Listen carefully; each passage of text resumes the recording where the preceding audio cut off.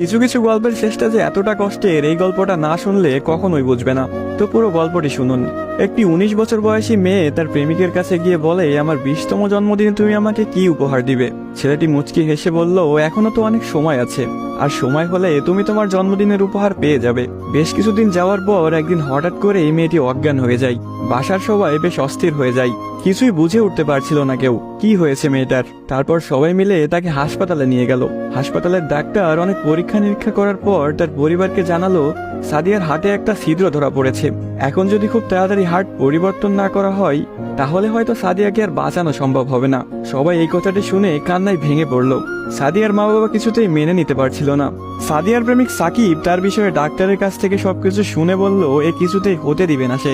তারপর সাকিব মেয়েটির রুমে গেল, দেখলো তার ভালোবাসার মানুষটি বিছানায় শুয়ে আছে। সাকিবের কাছে যেতে এই মেয়েটি বলল, সাকিব, আমি মনে হয় আর বাঁচবো না। সাদিয়ার চোখের পানি মুছে দিয়ে সাকিব বলল, কে বলেছে তুমি বাঁচবে না? তুমি খুব শীঘ্রই ভালো হয়ে যাবে। মেয়েটি বলল, তুমি কি করে জানলে? ডাক্তার তো বলেছে আমার হার্টে একটা ছিদ্র ধরা পড়েছে, আর আমাকে বাঁচানো সম্ভব না। ধুর পাগলি, তোমার কিছুই হবে না, দেখো তুমি ভালো হয়ে যাবে। এভাবেই বেশ কিছুদিন যাওয়ার পর সাদিয়া সম্পূর্ণ সুস্থ হয়ে যায় এবং বাসায় ফিরে যায়। বাড়িতে ফিরে এসে সাকিবকে খুঁজতে থাকে, না পেয়ে সাকিবের বাড়ি চলে যায়। সাকিবের বাড়িতে কেউ নেই। অবশেষে সাকিবের ছোট বোনের দেখা পেল সাদিয়া। কিরে, তোমার ভাই কোথায়?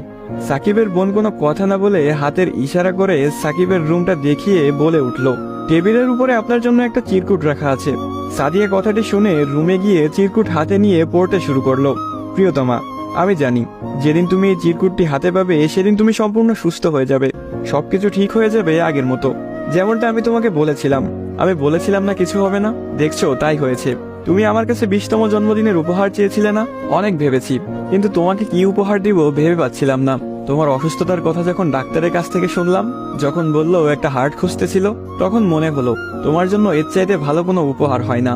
আমার হার্টটাই ছিল তোমার জন্য শ্রেষ্ঠ উপহার, যা আমি তোমাকে দিয়ে গেলাম। মন খারাপ করো না, আমি আকাশের ওই উপর থেকে তোমাকে সব সময় দেখব।